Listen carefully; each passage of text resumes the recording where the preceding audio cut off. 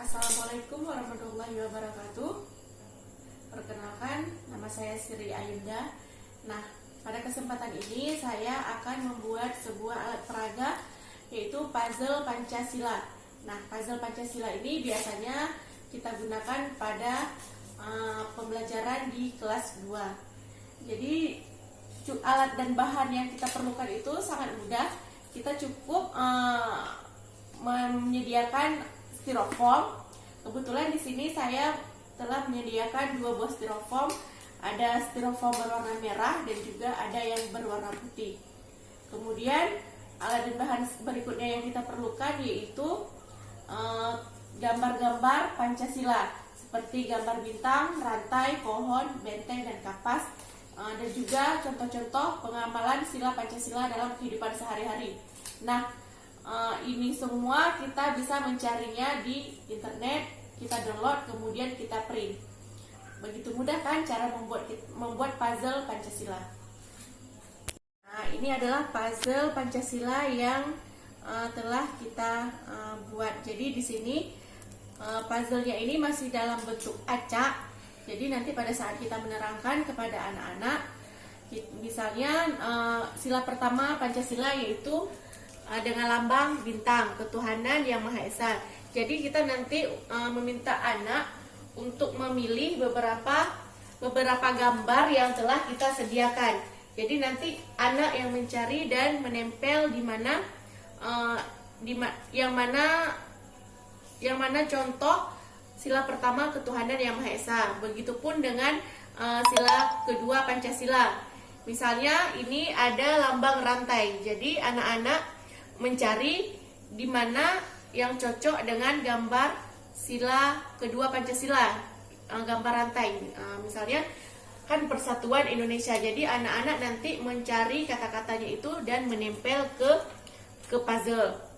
Begitupun seterusnya, misalnya pada gambar yang ketiga, sila ketiga Pancasila, yaitu gambar lambangnya pohon beringin dengan bunyinya kemanusiaan yang adil dan beradab. Jadi nanti kita meminta anak mencari gambar mana yang sesuai dengan pengamalan Pancasila sila ketiga. Jadi nanti anak yang menempelkan pada puzzle yang telah kita sediakan.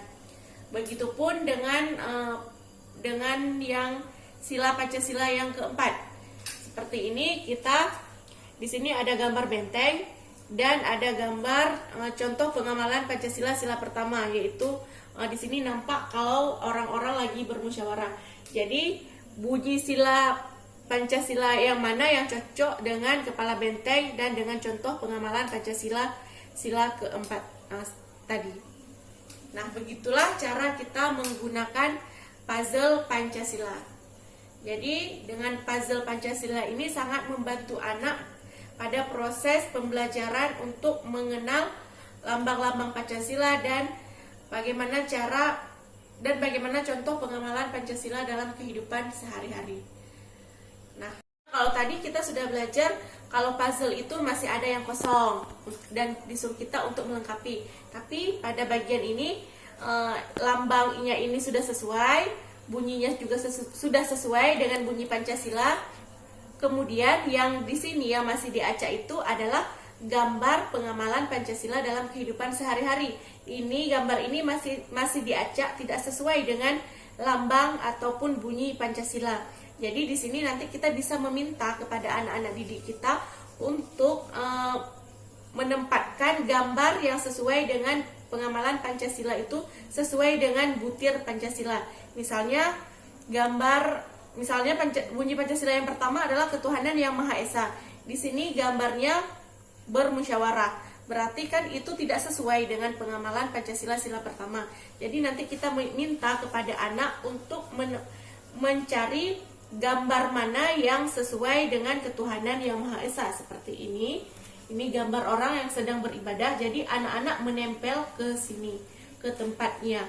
Kemudian selain itu saya juga memiliki beberapa gambar Pancasila yang sesuai dengan kehidupan kita sehari-hari. Jadi nanti di sini anak-anak juga masih bisa memilih gambar mana yang sesuai dengan pengamalan Pancasila setiap butir-butir Pancasilanya.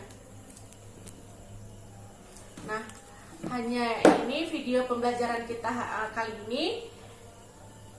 Atas perhatiannya saya ucapkan terima kasih. Assalamualaikum warahmatullahi wabarakatuh.